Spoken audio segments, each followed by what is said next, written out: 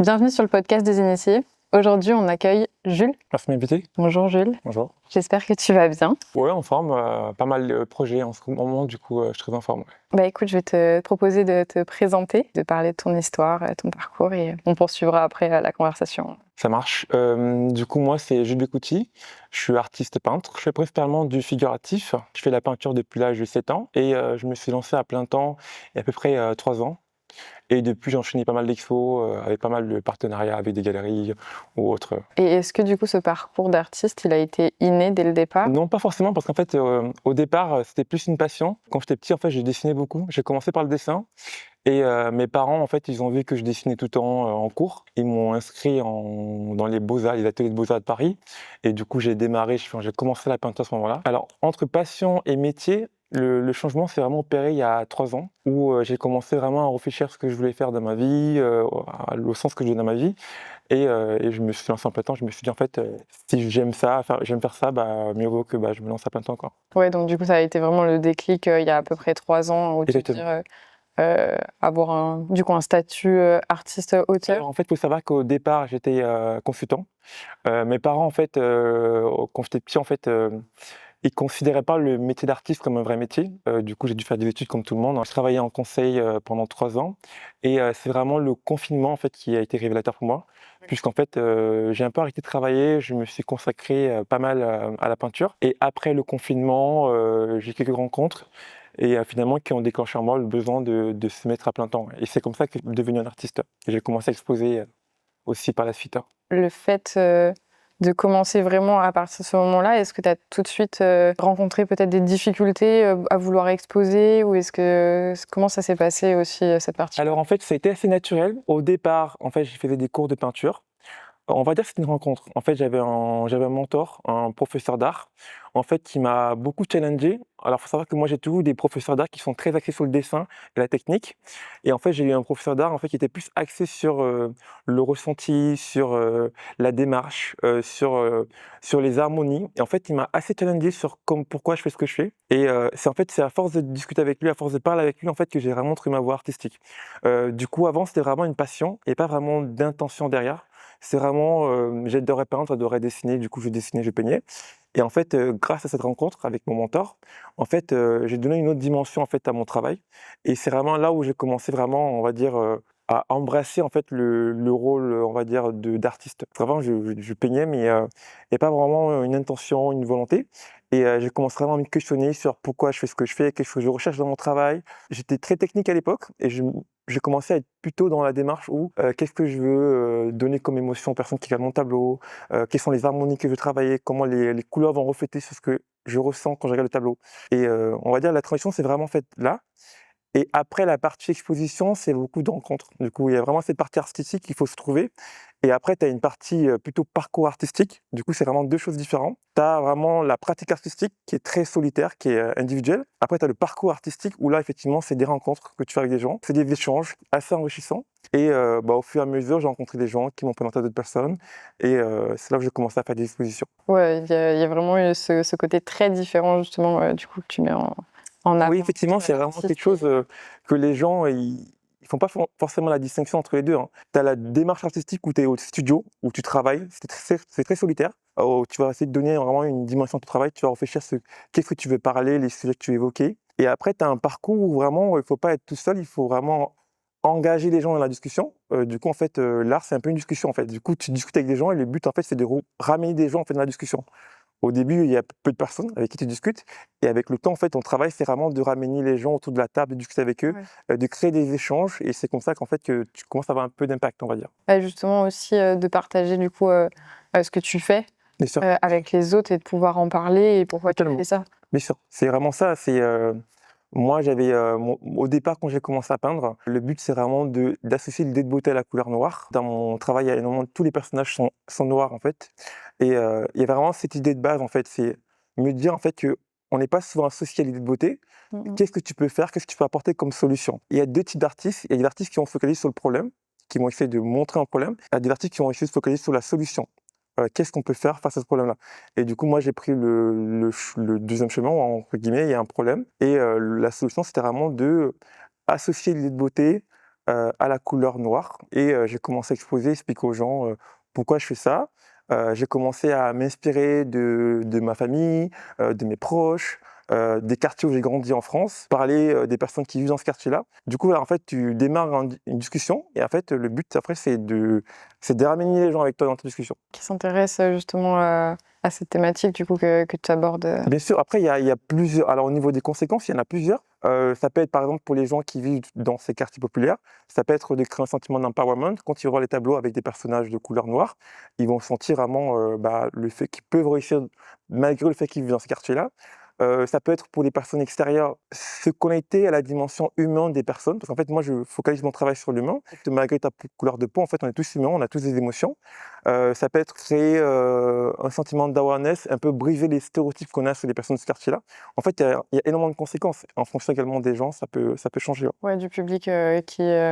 Exactement. En fonction des gens qui vont observer le tableau, en fait, il peut y avoir différentes émotions, il peut y avoir différentes conséquences. Ouais. Exactement. Et du coup, tu as peut-être dû faire aussi de la médiation culturelle autour de tes œuvres par rapport à ça. Oui, bien sûr. Par exemple, j'ai démarré des projets, j'ai pris des photos avec les gens du quartier, j'ai écouté du storytelling. Après, j'ai grandi là aussi, hein, du coup, c'est naturel pour moi, effectivement. Quand j'ai commencé à exposer et à explorer cette thématique-là, en fait, c'était naturel pour moi, en fait, de parler avec eux, de prendre des photos et de présenter mon travail. Ouais, effectivement. Ouais. C'était vraiment une suite qui te paraissait C'était une suite logique, pour moi en tout cas, par rapport à ce que je voulais exprimer dans mon travail. Ça faisait sens en fait de mettre l'humain en premier, également mettre ces personnes en premier, parce qu'en fait le but derrière, comme je disais, c'est vraiment associer des beautés à la couleur noire et briser aussi les stéréotypes que les gens ont souvent sur des personnes qui vivent dans les banlieues ou qui ont une couleur de peau noire. Effectivement. Et du coup, effectivement, tu as la démarche artistique, effectivement, où tu vas te poser la question de comment tu vas présenter ton travail.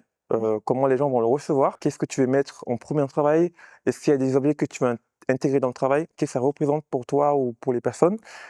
Du coup, c'est vraiment un travail solitaire. Après, tu as la partie où tu vas engager des gens, par exemple, tu vas entraîner des gens dans le travail. Tu vas par exemple inviter des gens dans ton atelier, écouter leurs histoires, essayer de retransmettre, d'interpréter les émotions qui peuvent te transmettre. Vraiment, tu as vraiment les deux choses combinées. Ouais. Du coup, pour tes portraits, comment tu travailles Est-ce que c'est avec des modèles des photos que tu as prises? Alors en fait, moi, je fais les deux. Je dessine beaucoup. J'ai commencé ma pratique par le dessin, enfin ma pratique artistique. J'ai commencé par le dessin. Du coup, je dessine beaucoup. Des fois, ça va par exemple être des personnes que je vois dans la rue et que je vais aimer en fait ce qu'ils dégagent. Du coup, j'essaie de le retransmettre quand je dessine. Il y a aussi beaucoup de photos. C'est pas vraiment des photos, c'est pas vraiment des portraits, c'est plutôt des interprétations. Parce que mon but, c'est pas vraiment que les personnes, qu'on les reconnaisse dans les tableaux. En fait, c'est vraiment capturer des émotions. Ou une vibe, on va dire, et le retransmettre en fait dans la peinture. Après, quand je peins, j'ai une manière de peindre, je mets beaucoup de pastel en fond dans mes tableaux. Le but vraiment, c'est de créer des contrastes en fait entre la couleur pastel et la couleur noire, et c'est de jouer avec. Du coup, je peux interpréter des photos et après, j'essaie vraiment de créer en fait une émotion, une énergie dans le tableau, où je veux composer les couleurs en fonction de ce que je me suis fixé comme objectif. Ah oui, tu te fixes des objectifs par tableau en mode. Alors moi, je travaille beaucoup en série. En fait, je trouve que la peinture, c'est un peu comme un livre. À la place des mots, on aura plutôt des couleurs. En fait, du coup, tu vas définir par exemple un sujet de série et après, tu vas travailler en fonction de ça. Si par exemple, tu veux évoquer quelque chose dans une série, tu peux te servir des couleurs pour exprimer ça. Du coup, quand je travaille en série, je définis en fait les couleurs que je vais utiliser, la manière dont je vais les utiliser, parce que j'ai une émotion que j'aimerais transmettre. Quand je travaille, il y a des couleurs qui vont revenir dans la série. Et le but derrière, c'est que les gens, quand ils viennent à une exposition et qu'ils voient les tableaux, en fait, ils ressentent entre guillemets ce que j'aimerais, en fait, ou bien quelque chose d'autre. Hein. Deux fois j'essaye, deux fois les gens ils interprètent autre chose. C'est aussi bien, c'est la beauté de l'art. Hein. Il y a pas un chemin, il y a plusieurs chemins, Ouais. il y a plusieurs sensibilités, il n'y a pas de problème. Du coup, par rapport à ton parcours, à cette filière économique du coup qui plaisait à tes parents, mais peut-être toi moins, comment est-ce qu'aujourd'hui ils le perçoivent? Effectivement, en fait, je viens d'une famille assez modeste. Du coup, mes parents ont beaucoup privilégié la sécurité pour notre avenir. Et pour eux, en fait, être artiste, c'était beaucoup trop précaire. Enfin, on va le dire comme c'est, hein. Ce qui est la réalité d'ailleurs. Et du coup, ils m'ont vraiment poussé à faire l'université, les études de droit et économie. Pour mon bien personnel. Quelque part, je peux les comprendre parce qu'en fait, à l'époque, il n'y avait pas vraiment de réseau, en fait. Aujourd'hui, il y a les réseaux sociaux. C'est très facile, en fait, d'émerger en tant qu'artiste. De nos jours, en tout cas, tu as plus de moyens qu'à l'époque. À l'époque, c'était beaucoup les relations Et en fait, il y avait une espèce de garde-fou, de barrière en fait entre, l'artiste et la carrière artistique, tu vois? Et on avait un peu l'impression à l'époque en fait pour pouvoir progresser, il fallait connaître des gens. Parce qu'en fait, il y a pas de réseau. Du coup, le seul moyen en fait de «réussir» entre guillemets, hein, c'était de connaître, ces personnes qui sont des garde-fous, quoi. Du coup, ouais, ça a beaucoup effrayé mes parents et du coup, bah, j'ai un peu suivi en fait ce qu'ils souhaitaient à l'époque, hein. Ouais. Du coup, j'ai démarré, une carrière en tant que consultant en fait, et à un moment donné aussi, ils ont su me faire confiance, quoi, parce qu'en fait, j'ai pas mal entrepris des projets dans le passé où j'ai pu, réussir ce que je voulais faire et du coup, en fait, mes parents, quand j'ai décidé, en fait, de me lancer à plein temps dans le monde de l'art, en fait, ils étaient pas forcément inquiets parce qu'en fait, ils savaient que j'étais un battant. Enfin, j'ai toujours été comme ça et du coup, bah, ils m'ont tellement fait confiance, quoi. Ils me disent: «En fait, on te connaît Jules, quand tu démarres un truc, Tu vas, quoi. tu es un bulldozer, quoi». Du coup, j'ai toujours été hyper déterminé, dans ce que je fais, du coup, quand j'ai démarré ça, en fait, mes parents, ils étaient pas forcément très inquiets. Ils savent que je suis très organisé, je sais ce que je veux et j'essaie de définir les moyens qu'il faut pour atteindre ce que je veux. Ouais. Je suis assez carré comme personne, du coup, Ouais. par nature. Rigoureux, on va dire, On dans va ce dire exactement, que exactement, ouais. voilà. Du coup, vis-à-vis de ton cadre social, comment ça s'est passé pour toi? En fait, la meilleure manière, en fait, de réussir, c'est d'être authentique, c'est de parler de soi. En fait, quand tu parles de soi, tu es pas en concurrence avec des gens. Du coup, je me suis dit, en fait, si jamais je dois puiser mon énergie quelque part, en fait, il faut que je le puise, en fait, dans ce que je connais et dans ce que je suis, en fait. Et c'est le seul moyen, en fait, finalement, de se différencier de tout le monde. En fait, c'est authentique ce que tu fais. Tu peins ce que tu as envie de peindre. Moi, en fait, en général, je démarre un tableau, c'est pas hyper précis dès que j'ai.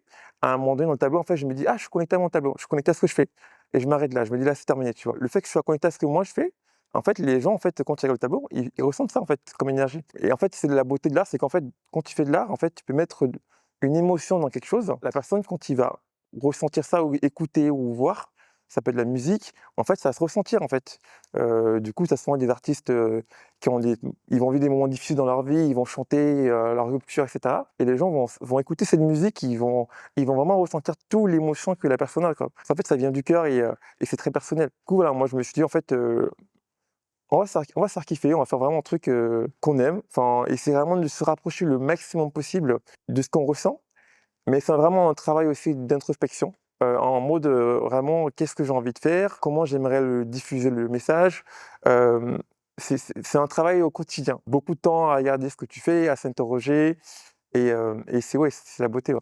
Voilà, pour En moi. vrai, c'est intéressant ce que tu dis sur le fait qu'il y ait toute cette introspection aussi, de pouvoir Bien sûr. se connaître soi-même, en fait, finalement, pour pouvoir faire quelque chose qu'on propose de vrai et d'authentique aussi, qui nous représente, quoi. J'ai passé ma vie à dessiner et à peindre, mais j'étais vraiment focalisé sur la partie technique. J'ai eu un professeur d'art, en fait, qui est vraiment basé sur l'émotion et ça m'a fait énormément de bien parce qu'en fait, j'ai eu tout le temps des professeurs qui me disaient: «Ouais, il faut reproduire tel tableau, ça doit être identique, la main doit être précis». Le fait d'avoir un professeur, un mentor Mmh. qui est vraiment axé sur les émotions, en fait, chaque chose que je faisais, en fait, il me posait la question: «Pourquoi tu fais ça? Pourquoi Ouais. tu mets cette couleur? Pourquoi tu fais ça comme ça?» Et du coup, à force de répondre, en fait, à ces questions, j'ai appris beaucoup sur moi, en fait. J'ai appris beaucoup sur ce que j'aime faire, sur c'est quoi mes forces. En fait, c'est très important de savoir dans quoi on est vraiment bon. Quand on sait dans quoi on est vraiment bon, en fait, on peut mettre toute notre énergie, en fait, dans ça et le reste, c'est juste, pas très important, tu vois? Enfin, on n'a pas besoin d'être bon dans tout, hein. En fait, il faut vraiment savoir dans quoi on est vraiment très bon et en fait, quand tu es conscient de dans quoi tu es bon, en fait, quand je peins, en fait, il y a des parties dans ma peinture où je sais qu'en fait, c'est la partie où je vais mettre le plus mon focus. Et il y a d'autres parties, en fait, je suis en mode: «C'est pas très important». Enfin, en vrai, c'est pas très important, enfin, parce qu'en fait, c'est pas l'endroit qui va me créer le plus d'émotion, en fait. Moi, en fond de tableau, il y en a qui mettent des montagnes en fond, ils vont passer des heures et des heures à faire des montagnes en fond. Moi, je mets une couleur uniforme en fond. En fait, ça me dérange pas de mettre un aplat en fond. Ça sert à rien de passer 3 heures ou 4 heures à essayer de mettre des montagnes en fond ou des paysages ou des plantes en fond, parce qu'en fait, ça m'apporte pas du plaisir ou quand je regarde le tableau, en fait, ça apporte pas la valeur ajoutée dans ce que je ressens. Du coup, ouais, vraiment faire un truc qu'on aime bien et vraiment de se poser vraiment les questions de façon très, très profonde et de vraiment essayer de se rapprocher le maximum possible quand on peint. Ouais. Parce que si on est vraiment connecté à ce qu'on fait, comme je disais, en fait, les gens peuvent vraiment le ressentir. Ils vont dire: «Franchement, j'ai eu une émotion» et en fait, c'est vraiment ce que je ressentais quand je peignais. De toute façon, on me le décrit, je suis en mode: «C'est très drôle» parce que c'est ça que je ressentais, en fait. Ouais. C'est pas tout le monde qui va ressentir, bien sûr, Oui, mais il y ouais, en c'est a de qui trouver arrivent. vraiment les gens avec qui tu as ta conversation. Ouais, ouais, ouais. Bah, là, tu parles de fond, mais il y a aussi pas mal de motifs qu'on peut retrouver justement dans ces portraits. C'est pareil, c'est quelque chose que tu choisis précisément, ça Oui, aussi, ça. effectivement. Alors moi, j'aime bien les harmonies de couleurs. C'est vraiment de créer des harmonies. Et au départ, les motifs, c'était vraiment pour faire référence à l'Afrique, parce qu'en fait, en Afrique, on adore les motifs dans nos vêtements. Et je voulais faire un motif un peu plus contemporain. Du coup, effectivement, je mets souvent des plantes, des fruits en motif. C'était vraiment pour acheter le côté la touche africaine, également une couche un peu contemporaine. L'idée dans mes toiles, c'est qu'en fait, tout soit un peu un aplat, que les vêtements fondent dans le décor et que la seule chose qu'on retient, c'est le visage et l'émotion. Qu'en fait, quand on regarde le tableau, du coup, les compositions sont assez centrales. Du coup, les personnages sont vraiment au centre du tableau. Et en fait, que ce soit les fonds ou les vêtements, tout s'intègre en fait dans le fond. La seule chose en fait qui se voit, c'est le visage et l'émotion. Tu vois. Du coup, quand on regarde le tableau, en fait, l'œil va directement aller vers le visage et l'émotion. Du coup, tout est fait pour ça en fait. Et c'est mon but, c'est de mettre vraiment l'humain au cœur en fait du tableau. Ouais. Jules, je te propose qu'on passe à l'atelier pratique pour que tu nous parles un peu plus de ce que tu fais, de tes pratiques avec la pastel, les collages, l'acrylique. Avec plaisir. Bah, c'est parti alors.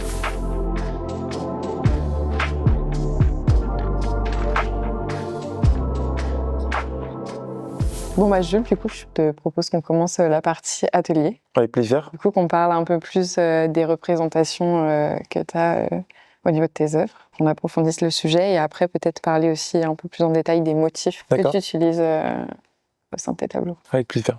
Qu'est-ce que tu peux me dire aussi en termes d'inspiration? Quand j'ai commencé à peindre en école, en atelier de beaux-arts, on avait beaucoup de livres en fait sur les inspirations à faire. On apprend beaucoup en fait en imitant les artistes passés. Et en fait, il n'y avait pas beaucoup de références d'artistes noirs en fait. Du coup, j'ai vraiment appris la peinture et le dessin avec des représentations de personnes plutôt blanches, occidentales. À l'adolescence, j'ai commencé à voir le changement. Il y a eu pas mal d'artistes, on va dire noirs, qui ont été représentés à Paris en exposition. Le fait d'aller en fait dans ces expos, ça m'a beaucoup ouvert il y a la peinture noire, parce qu'avant il n'y en avait pas. Enfin, je n'en voyais pas, en tout cas de mon côté. Et aussi, c'est possible d'être un artiste et aussi assumer le fait qu'on est noir et peindre des personnes noires. Vraiment, quand j'ai grandi, c'était une chose qui n'existait pas. Il n'y avait pas ça à Paris. J'arrivais pas à trouver des artistes noirs qui peignent des personnes noires. Enfin, c'est quelque chose qui était invisible. Et justement, c'est bien qu'en fait, depuis, on va dire, une quinzaine d'années, encore plus récemment, qu'il y ait de plus en plus d'artistes noirs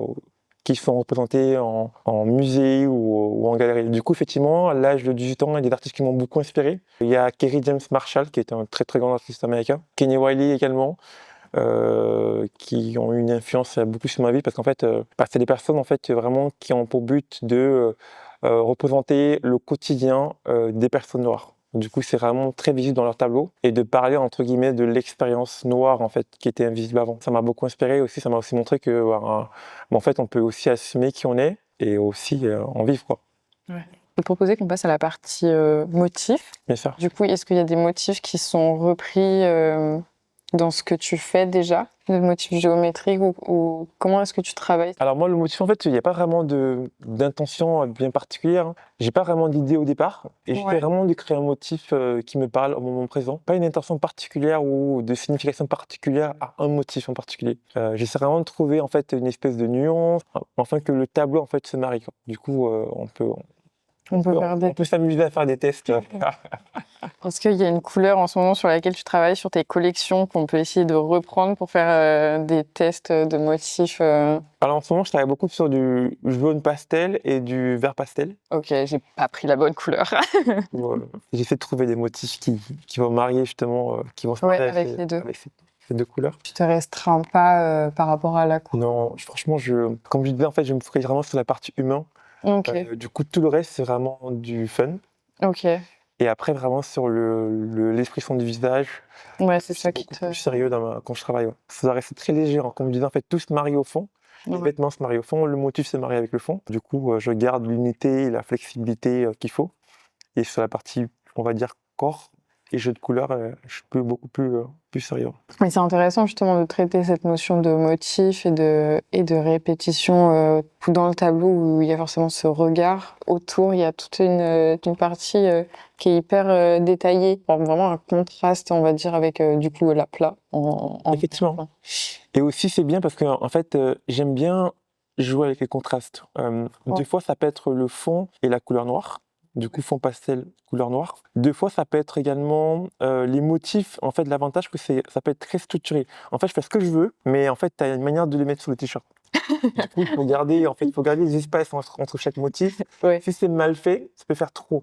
Par une question de trop de motifs. Ouais, ça fait un peu, ça vient rajouter un peu trop de choses. Ok. Et du coup, la difficulté, c'est vraiment de trouver la répétition, mais trouver un écart intéressant Ah entre oui. deux motifs. S'ils sont trop proches, il y en a trop, ça peut vraiment tout gâcher sous le tableau. Du Ok. coup, on reste libre, mais il y a une structure quand même.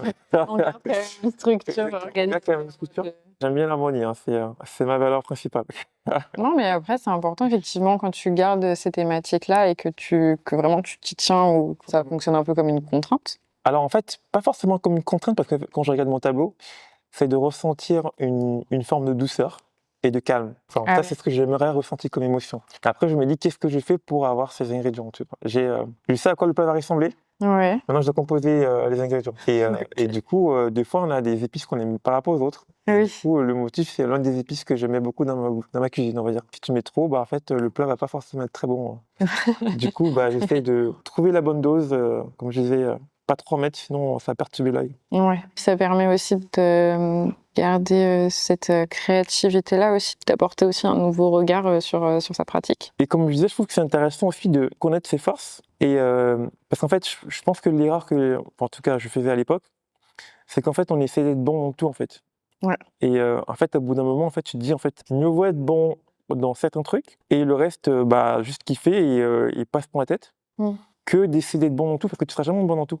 Du coup, à un moment donné, je me suis dit, en fait, il y a des parties en fait, que j'aime bien, je vais vraiment focaliser toute mon énergie. Et il y a des parties en fait, dans mon tableau, en fait, je veux garder une légèreté, une Mhm. espèce de fun, quoi. Et après, quand on change de partie, bah, là, je suis en mode, ok, le volume, il faut peut-être baisser. On va On change de mood. Il y a une recherche qui est beaucoup plus compliquée, parce que le visage, c'est assez structuré, quoi. Les proportions sont pas bien respectées, ça va être très visible. Du coup, il faut, enfin, en tout cas pour moi, hein, Ouais. Ça va pas te convenir non plus. exactement. Ouais. Du coup, je suis assez exigeant en fait avec ça. Après, je pense qu'il faut trouver le juste milieu parce qu'en fait, deux fois, tu as besoin de chercher, tu as besoin de creuser dans l'inconnu en fait. Tu as une base auquel tu as super confiance. Ouais. En fait, le but, c'est qu'à chaque fois, tu l'étires, en fait, mais pas totalement. Si tu étires trop, bah, en fait, tu peux te perdre et pas aimer. Mais en fait, le but, c'est qu'avec le temps, à chaque fois, tu étires, tu vois. Du coup, je veux dire, l'œil, en fait, je vais peut-être le changer, mais pas tout changer. Si j'aime bien, je vais le garder dans mes process pour le prochain. Moi, il y a plein de gens, en fait, qui m'ont dit, en une année, ton tableau, ils ont changé, ton style a changé. C'est une évolution, mais qui est vraiment très constante. Ce qui est vraiment hyper petite, mais constante. À chaque fois, je me dis, c'est quoi que je peux changer dans mon travail? Mais j'ai pas envie de tout changer. Mais j'aime bien essayer de dire, en fait, comment je peux me rapprocher le maximum possible. C'est ce que j'aime bien, tu vois. Et du coup, c'est un travail à chaque fois même si tu as des bases qui sont hyper solides, parce que je sais exactement comment peindre. Ouais. Enfin, aujourd'hui, quand je veux faire une émotion, Technique, ouais. et du coup, je me dis, comment je peux Profil. le pousser un peu plus que par rapport à ma zone de confort. Ouais. Du coup, j'essaie de me mettre cette pression un peu constamment, ce qui fait que tu évolues en même temps. C'est un process, en fait, qui n'est pas statique, mais plutôt qui est dynamique, quoi. Ouais. La peinture, c'est pas une pratique passive, quoi. C'est très actif. Tu apprends des choses et à chaque fois, dès que tu apprends un truc, en fait, tu l'implémentes dans du présent au futur. Et du coup, c'est une Ouais, amélioration constante. Oui, ouais, c'est ça. Quand tu n'as pas de process et que tu Ouais. peins ou que tu dessines, en fait, quand tu arrives à un résultat, c'est compliqué de le répliquer. Pas répliquer dans le sens de faire la même chose, Ah vu oui. que t'as pas de, on va dire, de chemin. Chaque chose que tu fais, en fait, tu es confiant dans le résultat. Pour qu'en fait, tu gagnes une liberté en fait, dans ce que tu fais, quoi. Avoir un process, ça prend beaucoup de temps, Ouais. ça te prend beaucoup de pratique, mais une fois que tu es confiant dans la manière que tu fais, que tu sais exactement que si tu fais ça différemment, tu feras cette erreur-là. Vu que tu as fait l'erreur tellement de fois, du coup, tu as beaucoup pratiqué, et quand les opportunités se présentent, en fait, tu es déjà prêt. Ce côté justement où tu es très à l'aise dans ta pratique artistique, où tu sais vers quoi tu veux aller et tout, et que ton processus, tu l'as trouvé. Il y a tout ce côté aussi de cheminement avec les échanges que tu peux avoir avec les galeristes, d'autres curateurs. Ça, c'est quelque chose qui était inné, du coup, où tu as mis aussi toute une méthode en place. En fait, moi, de nature, j'aime bien quand les choses sont claires. Et ouais, en fait, tu te définis, tu te dis ce que tu as envie, et quand c'est clair pour toi, en vrai, les gens, ils vont te parler. Ça ne veut pas dire qu'en fait, tu ne le changes pas. Enfin, c'est la vérité de maintenant. Tout ce que je te dis, c'est la vérité de maintenant. Dans 2 ans, je peux dire autre chose. Hein. Je serais tellement à l'aise avec ça. Les relations humaines, souvent, c'est très bien de savoir ce que tu veux. Oui.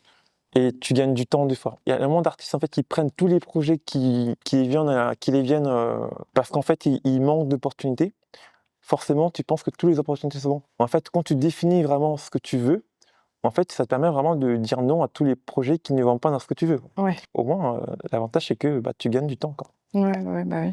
Je pense qu'il y a beaucoup d'artistes en fait qui se disent qui mettent beaucoup d'énergie à trouver des galeries. Je pense qu'on est dans une époque en fait, on a les moyens de se créer nos propres opportunités. Avec les réseaux sociaux, enfin, on a tellement de moyens de nos jours en fait que il y a beaucoup de gens qui mettent beaucoup d'énergie à aller, qui vont faire du networking par exemple. C'est un terme que j'entends tous les jours. Networking, networking, networking. Je pense que le meilleur moyen en fait, c'est de démarrer tout seul. En fait, si tu fais une expo, tu trouves pas de galerie, bah fais ta propre expo. Parce qu'en fait, tu fais ton expo. Les gens ils viennent, effectivement il y a beaucoup de communication à faire, de marketing, mais tu fais ton expo en fait, du coup tu te mets derrière dans un rôle actif, tu te dis en fait qu'il faut une galerie pour pouvoir devenir artiste et vivre de son art.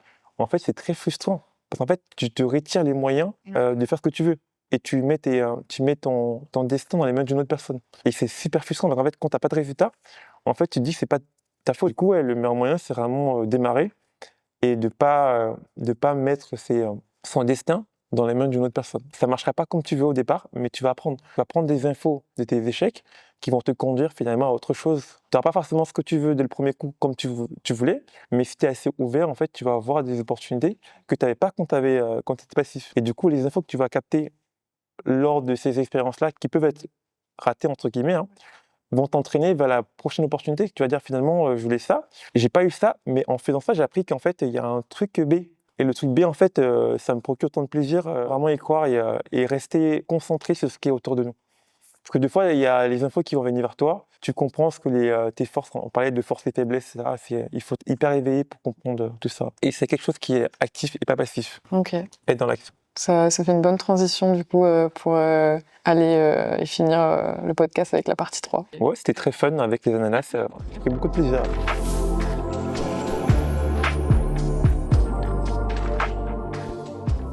Est-ce que tu aurais des conseils à donner à des artistes peintres qui aimeraient se lancer? Alors le premier conseil, c'est vraiment d'essayer d'aborder en fait leur pratique comme un récit, et moins sur une partie beauté visuelle, quoi. Il faut savoir que les gens adorent en fait aller en exposition, parce qu'en fait ils sont très curieux de s'intéresser au travail des gens. Moi, ce que j'ai dit souvent aux gens, s'ils n'ont pas d'idée sur quoi faire, en fait ils peuvent trouver un problème en fait. Si dans ta vie tu as quelque chose en fait que tu n'aimes pas, ça peut être un bon sujet en fait pour le changer. Si tu sais pas, t'as pas vraiment de voix, en fait tu peux t'interroger sur les trucs qui te dérangent vraiment au fond de toi, quoi. Si ça te dérange en fait que dans les banlieues on a concentré des personnes issues de l'immigration, et finalement ça crée des vrais problèmes, bah tu peux parler de ça. En fait le but vraiment c'est de parler des trucs qui nous tiennent vraiment à cœur, qui nous fait lever le matin. En fait c'est le meilleur moyen aussi de rester motivé en fait dans sa pratique. Si tu as un truc qui te touche et que vraiment ça vient de tes tripes, du coup on peut partir de ça comme base. L'autre problème que les artistes ont en général, c'est la partie financière, hein, on va pas se mentir.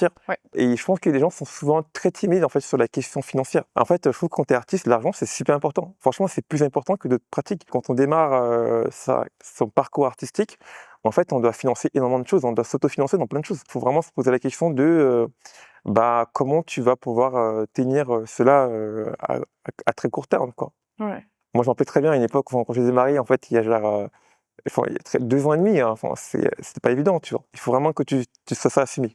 Moi, quand j'étais jeune, en fait, et que je prenais des cours de dessin et de peinture, je voyais beaucoup de personnes, en fait, qui étaient dans les mêmes cours que moi, qui étaient trop perchés. Et ces gens-là, en fait, ils ont percé très rapidement. Si vraiment on veut faire quelque chose, en fait, il faut que tu l'assumes. En fait, il faut que tu portes la casquette, que tu portes le manteau d'artiste, en fait, et tu l'assumes du matin au soir. C'est vraiment très tard que j'ai compris, en fait, que à un moment donné, en fait, les gens ils vont te trouver un peu chelou, peut-être. Mais c'est pas grave. Mais vraiment, au début, quand tu démarres, t'as pas de communauté. Du coup, tu démarres en mode, t'assumes ton truc. Les gens vont te regarder bizarrement. Ils vont dire, mec, t'es comme nous, qu'est-ce que tu fais? Mais c'est pas grave. En fait, tu réalises dans ton truc. Et avec le temps, en fait, tu crées ta communauté, tu crées ta discussion. Et en fait, même les gens qui disaient que c'était bizarre au départ, en fait, ils vont comprendre très rapidement, tu vois. Ouais. Et c'est ça qui est ouf. Enfin, moi, quand je démarrais mes premiers expos, les gens ils venaient dans l'expo et ils me disaient, mais c'est tout le monde est noir dans tes expos, c'est bien. C'est pas une blague. Sérieux? Ouais, je trouvais. Il me disait, pourquoi tous les personnages sont noirs, tout ce que tu penses est noir. Et j'étais en mode, mec, tu sais pas quoi. Il venait dans l'expo, il faisait le tour et tout. Et il y a notre tableau peut-être caché. En fait, il me disait, non, en fait, j'adore ce que tu fais. Mais pourquoi tout le monde est noir? En fait, c'était trop bizarre. Mais avec le temps, en fait, plus personne ne fait ça. Et du coup, même au départ, quand j'ai commencé mes premières expos, les gens ils venaient souvent à l'expo, ils me disaient ouais, tu dirais à l'artiste et tout, que c'est trop beau ce qu'il fait. Et tu sais, c'était moi en fait. Mais en fait, c'est normal. En fait, j'étais un peu timide, tu vois. Je parlais pas encore assez. Enfin, les gens ils venaient à l'expo. En fait, c'est pas hyper choquant parce qu'en fait, j'étais pas en mode j'embrassais pas le rôle totalement. Moi, je restais en fait assis quelque part et les gens ils venaient dans l'expo, etc. Ils parlaient, etc. Et moi, je parlais pas, tu vois. Ouais. Et maintenant, en fait, j'essaie vraiment de me dire, en fait, j'embrasse vraiment ce rôle-là et je suis la personne la plus légitime pour parler de ce que je fais, tu vois. Et je pense que ça fait toute la différence. Pour moi, c'était vraiment le switch entre l'art comme passion Mmh. et vraiment l'art comme, comme métier, honnêtement. Mes premières expos, c'était souvent en province et j'allais beaucoup avec Blablacar. Tu sais, je prends Blablacar, je prends les 3 places derrière et je mets tous mes tableaux derrière, mais c'est pas une blague, hein. Et il y avait des mecs trop sympas qui m'aidaient à transporter et tout. Ah, Mais c'était mes premières expériences et du coup, ça m'a un peu forgé aussi, hein. aujourd'hui, tu fais plus du tout, Aujourd'hui, non, j'ai une personne qui gère la partie transport. Mais en tout cas, ça m'a forgé parce que c'est comme ça que tu sens du cirque, quoi. Ouais, bah, ouais, Et c'est comme ça que tu portes, on le disait, tu portes la casquette d'artiste et à fond. Du coup, ouais, ne pas avoir peur du ridicule, vraiment être à fond dans ce qu'on fait. Et des fois, les gens ne vont pas comprendre. Au début, en fait, quand tu vas changer du jour au lendemain, il y a des gens que tu connais dans ton entourage qui vont pas comprendre. Ils vont dire, en fait, toi, on te connaissait hier. Tu dis, non, c'est pas grave, t'es à fond dans ton truc. Avec le temps, ils vont tous comprendre. ouais. Mmh mh. Et c'est pas grave. Du coup, par rapport à ces expériences que tu as eues, est-ce que, ça tu gardé le moral en mode, bulldozer comme tu disais ou c'est quelque chose qui a été plus dur parfois? C'est très, très dur. Mais en fait, quand tu te mets dans ta propre peau, en fait, tu as pas le même ressenti, en fait. Moi, je voyais, ce que je voulais et j'étais totalement aveugle sur le reste, hein. En fait, mon but, c'est vraiment être artiste et d'en vivre et tout et je voyais pas toutes les difficultés parce qu'en fait, je mettais pas la barre très haut, en fait, je vivais les jours. En fait, il y avait des jours où j'ai rencontré plein de gens sympas, je galérais mais en vrai, on se marrait bien quand même. Enfin, franchement, on se marrait très bien chez Blablacar. Quand tu le vis de l'intérieur, en fait, c'est beaucoup d'humains, en fait, c'est beaucoup de gens que tu vas rencontrer. J'ai galéré, mais en fait, j'y pensais même pas. Vraiment, enfin, il y a des mois, j'étais à moi, j'ai 30 € dans mon compte en banque, mais j'y pensais même pas. C'est pas une blague, j'y pensais pas. J'étais tellement aveugle, en fait. Et tant mieux, enfin, tant mieux, parce que sinon, Ouais. j'aurais pas été aussi motivé, je pense, hein. Il y avait énormément de belles expériences, ouais, franchement, pour moi, c'est une très belle époque, même si c'était très dur. À la fin de la journée, tu as rencontré des gens, tu as appris des choses et ouais, c'est aussi là où j'ai rencontré mes premiers collectionneurs. Du coup, c'était aussi pour moi des, validations, des prises de confiance dans ma pratique qui ont renforcé un peu, mes croyances. Ma première expo à Paris, j'ai réservé une galerie avec mes fonds personnels, j'ai tout financé tout seul, tu vois? Et je me suis pas posé la question de: «Est-ce que ça marche ou pas?» Parce qu'en fait, je voulais vraiment ramener les gens dans la discussion et vraiment, les faire comprendre ce que je voulais les faire comprendre, mais dans la meilleure manière possible, tu vois? C'était une vraie galerie, enfin, j'espère que tout soit hyper propre, hyper nickel pour qu'en fait les gens ressentent vraiment ce que j'ai envie qu'ils ressentent, tu vois? Et j'étais vraiment focalisé plus sur ça. Ce moment d'échange, il a l'air hyper important pour toi, ce côté, justement avec les personnes, avec même les collectionneurs du coup. Durant on va dire ta carrière artistique, tu vas beaucoup changer et même si les gens disent: «Faut pas être influencé», parce qu'il y a énormément de personnes qui disent: «Faut pas être influencé par les gens», tu es forcément influencé. Parce que la personne que tu es aujourd'hui n'est pas la personne que tu es demain. Tu seras influencé, ça sert à rien de le nier, mais des fois quand tu échanges avec des personnes, moi j'apprends beaucoup de choses sur moi-même en fait. Et en fait, c'est comme ça que je me suis forgé ma pratique. Tu dois puiser en fait la réponse en toi et en fait des fois, tu comprends qu'effectivement ça peut avoir un impact différent sur d'autres personnes. Et c'est comme ça qu'en fait tu prends confiance également, dans ce que tu fais. Vraiment le parcours artistique, c'est pas un truc solitaire, c'est un truc que tu as avec les personnes. Est-ce que tu te vois peut-être, toi, devenir un jour mentor ou c'est quelque chose qui t'intéresse ou pas du tout? Mentor. Les gens quand ils me posent des questions, je réponds. Enfin, des fois, les gens qui m'envoient des messages sur Instagram et tout, tu sais, j'essaie de prendre le temps de répondre. Mais après, mentor, je sais pas, mais en vrai, enfin, à chaque fois, je parle avec des gens, ils me posent des questions, moi je réponds, hein. Enfin, j'ai un pas de tabou. Il y a énormément de fausses vérités dans le monde de l'art, qu'en fait, des fois, on dit faut pas faire ça, faut pas faire ça. Alors qu'en fait, il faut juste expérimenter, hein. Enfin, c'est pas grave, hein. Par exemple, il y en a qui vont dire qu'il y a des pratiques que les galeristes n'aiment pas. Du coup, tu dois travailler en fonction de ce que eux, la manière dont ils apprécient les artistes. Et j'ai en fait, non, parce que tu peux faire un truc et demain, le toi dans 2 ans, c'est pas le toi de maintenant, tu vois? Tu as les besoins présents tu pas les mêmes besoins dans 2 ans. Ouais, faut pas se limiter, Fais ce que tu as envie de faire, hein. Après, il faut se définir un objectif et après, en fonction de ça, on a tous des objectifs différents. Mon mentor m'a toujours dit, en fait, qu'en fait, où tu vas aller, en fait, dans le domaine artistique, ça va dépendre de tes ambitions. Et en fait, effectivement, ça dépend d'où est-ce que tu te vois, quoi. Et est-ce que tu es prêt à mettre, ce qu'il faut pour ça?